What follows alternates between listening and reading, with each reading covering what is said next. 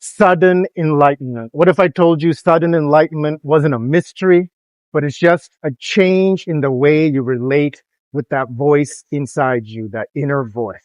See, the inner voice, that voice inside your head is just a collective program, a collection of program of apps given to you by your parents, society, the culture, movies, television. It's sitting inside you that you just have to change the relationship with that voice and you can unclutch from it and have sudden enlightenment. We'll go step by step and we'll deconstruct and break down the Chit Jada Grandhi, that knot between consciousness and matter, and what exactly is your mind all about. All right.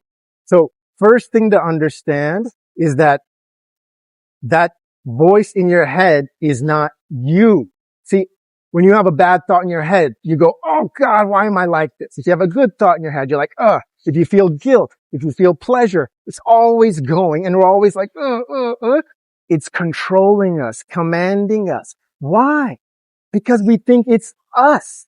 What if I told you it's not you at all, that voice in your head? What if I told you that it's simply a collective program that's running inside you?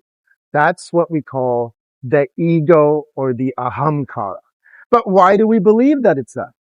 We're led to believe that it's us basically because of the name. As soon as we get a name, hey, you're Brian. Hey, you're Vikram. Hey, you're Chengdu.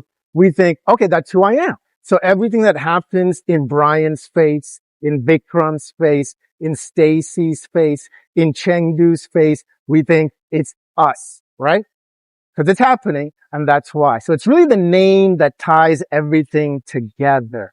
All right. But once you pierce that veil, you see that this program, the collection of programs we call the voice in your head, that inner voice, is just giving us a set of borrowed desires, borrowed beliefs, borrowed viewpoints, and we use that to filter our experience of reality. Filter means really limit our experience of reality. From the scientific point of view, you might have heard of the RAS, the Reticular Activating System. It's the part that sits in your brainstem. You see, when we walk around, we're collecting all sorts of sensory inputs. Our eyes see all these things. Our ears hear all these things. Our nose smells all these things. Essentially, we get about 11 million bits of information per second.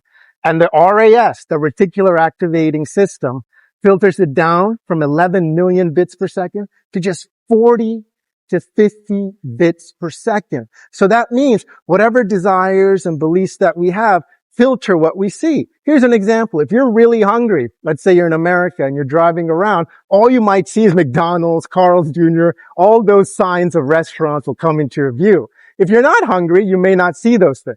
Maybe if you're vegetarian, you won't even notice any restaurants that aren't vegetarian. You see what I'm saying? So once you realize that this voice in your head is just a collective construct, collection of programs that's been dumped onto you by parents, by society, by the culture, you'll change your relationship with it. You won't hug it and say, that's me, or suffer and say, that's me. You'll just say, that's not me. That's just some weird app running, some malware, and you'll just ignore it. It becomes redundant. If you think about it, that's why everyone in life at some point rebels against their parents and society, because they know they're being controlled by this program. They intuitively feel it. And the problem is that we start to obey this program, the ego, the voice in our head. We start to believe that it's us. We start to own up to it and take ownership over it. Then we start to feel guilty, feel all this suffering and blah, blah, blah. What a waste. It's just a bunch of nasty stuff dumped in your head. Now, don't blame your parents, though. They didn't know any better. They're doing what they think is best for you to try to protect you, right? But understand that they're suffering through the same thing and their parents before them suffered through the same thing. Look, it's raining. That means some type of sudden enlightenment is happening. This feels amazing. So what's the solution? The solution is once you realize that this broken record is constantly going, especially early in the morning, you'll know that the voice in your head runs the same broken record over and over again. Once you realize that broken record is not you, just a construct that's been dumped on you, your whole relationship with that voice in your head will change. And that's what we call unclutching. Once you have that realization, you won't hug that voice in your head and say, it's me. You'll unclutch from it and move on. And then the silence happens. The thoughts per second, TPS, reduced down to 0. In that unclutching space, you start to embrace your cosmic body, and sudden enlightenment just bursts out of you. So the problem, the ego, Ahamkara, collective construct of programs dumped onto us by our parents, society, etc. Problem, we believe that that voice in our head is us. It commands us, makes us feel guilty, makes us feel this, makes us feel that, makes us feel anxiety. The solution, change your relationship. Understand that it's simply a program running inside you. It's not you.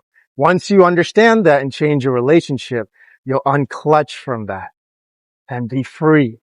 Sudden enlightenment just bursts out because we're all hardwired to do that.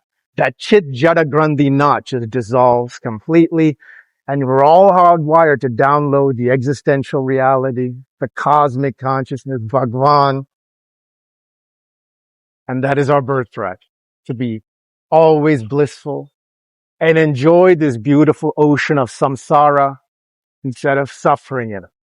We'll talk more about this later in an upcoming episode, but I had to hit you with this sudden enlightenment. Nityanandam. Be blissful.